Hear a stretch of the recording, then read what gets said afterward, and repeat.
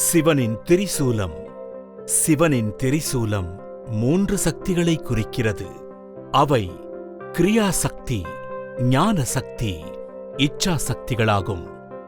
கிரியா சக்தி என்பது செயல்பாடு, வெளிப்படுத்துதல் மற்றும் உருவாக்கும் திறன் கொண்டவை.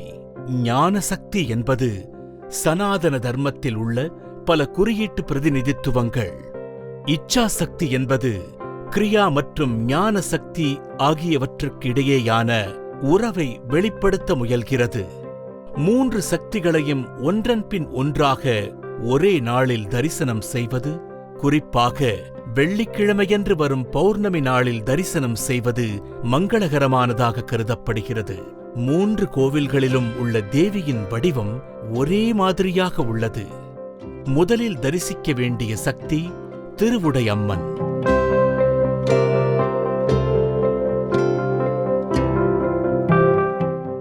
இச்சா சக்தி விருப்பங்களை நிறைவேற்றும் தேவி. இந்த தேவிக்கு நெய்வேத்தியத்திற்கு மஞ்சள் புடவை மற்றும் மாவிளக்கு சமர்ப்பித்து சிறப்பு பூஜைகள் செய்ய வேண்டும். இறைவன் திருமணங்கீசர். இக்கோயில் மேலூரில் அமைந்துள்ளது. அருகிலுள்ள இடங்கள் நந்தியம்பாக்கம், மீஞ்சூர். ஸ்தல புராணம்: இந்த இடம் ஒரு காலத்தில் மரங்கள் மற்றும் புதர்கள் நிறைந்த காடாக இருந்தது, மேலும் சுகந்த வனம் என்று அழைக்கப்பட்டதாக கூறுகிறது. பக்கத்து கிராமங்களை சேர்ந்த மக்கள் மேய்ந்து கொண்டிருந்த ஒரு மாடு புதரில் பால் சொரிவதைக் கண்டனர். புதருக்குள் ஒரு லிங்கம் சுயமாக உருவானதைக் கண்டார்கள். இறைவனை சுங்கந்தவனேஸ்வரன் என்று வழிபட்டனர். காலப்போக்கில் தமிழ் பெயரான திருமணங்கீசர் என்று பெயர் மாறியது.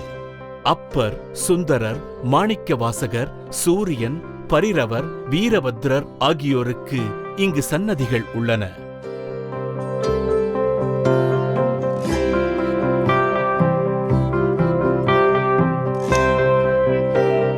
இரண்டாவதாக தரிசிக்க வேண்டிய சக்தி காலையில் வடிவுடையம்மன். ஞான சக்தி சிவபெருமான் சன்னதிக்கு இடப்புறம் அம்மன் சன்னதி உள்ளது. இந்த தேவிக்கு நெய்வேத்தியத்திற்காக சிவப்பு சேலை மற்றும் பலாப்பழம் வழங்கி சிறப்பு பிரார்த்தனைகள் செய்யப்படுகின்றன. இறைவன் தியாகராஜ சுவாமி.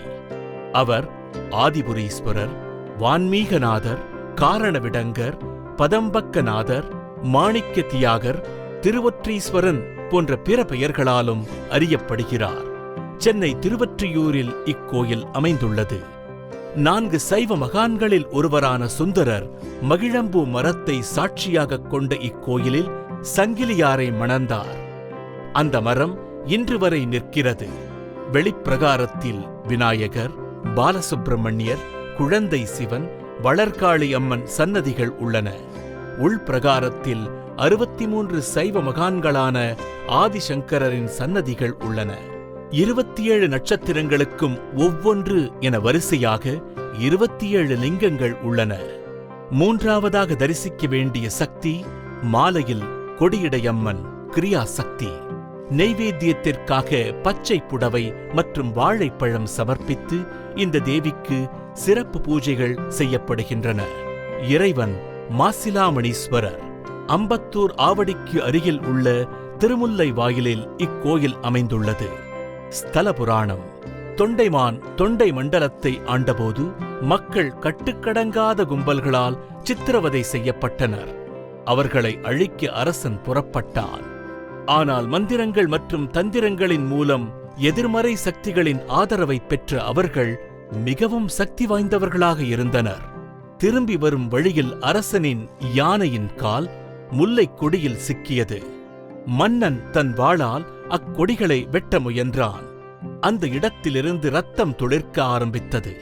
மன்னன் அந்த இடத்தை சுத்தம் செய்தபோது அங்கு ஒரு சுயம்பு லிங்கத்தைக் கண்டான். ஆண்டவரை காயப்படுத்தியதால் மனம் வருந்திய அரசன் தன் தலையை தானே வெட்டிக்கொள்ள வாளை உயர்த்தினான். சிவபெருமான், உமாதேவி, நந்திதேவர் மற்றும் அவரது கணங்களுடன் தோன்றி அரசனை ஆசீர்வதித்தார். கயவர்களை அழிக்க நந்திதேவரை அரசனுடன் அனுப்பினார். நன்றியுள்ள அரசன் இறைவனுக்கு ஆலயம் எழுப்பினான். லிங்கத்திற்கு சந்தனக் காப்பாக மருத்துவ மூலிகை சந்தனம் பூசப்படுகிறது. இறைவன் சன்னதிக்கு வலப்புறம் தேவி சன்னதி காணப்படுகிறது. நந்தி சிலை இறைவனுக்கு எதிர்ப்புறமாக இல்லாமல் கோயிலின் நுழைவு வாயிலுக்கு எதிரே காணப்படுகிறது. கெட்ட கூறுகளை முறியடிக்க அவர் விழிப்புடன் இருப்பதாக நம்பப்படுகிறது. தொண்டைமானுக்கும் சன்னதி உள்ளது. வெளிப்பிரகாரத்தில் விநாயகர், சூரியன், வீரபத்திரர், நாகர், வள்ளி தேவயானையுடன் கூடிய முருகன், கொலபுரீஸ்வரர், குசலபுரீஸ்வரர் சன்னதிகளும் உள்ளன. ஓம் நமச்சிவாய. சிவனின் திரிசூல மகிமைகள். ஓம் நமச்சிவாய.